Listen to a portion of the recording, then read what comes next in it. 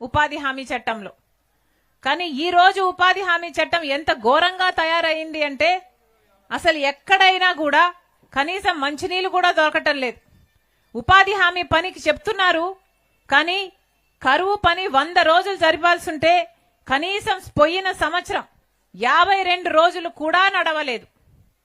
ఎంత ఘోరంగా తయారైంది అంటే ఉపాధి హామీ చట్టము, ఉపాధి హామీ ఈ పథకంలో ఉన్న వాళ్ళను ఒకే సంవత్సరంలో, నిన్న సంవత్సరంలో 2025లో ఏకంగా 18.5 లక్షల జాబ్ కార్డులు ఒకేసారి తొలగించేశారు మన రాష్ట్రంలో.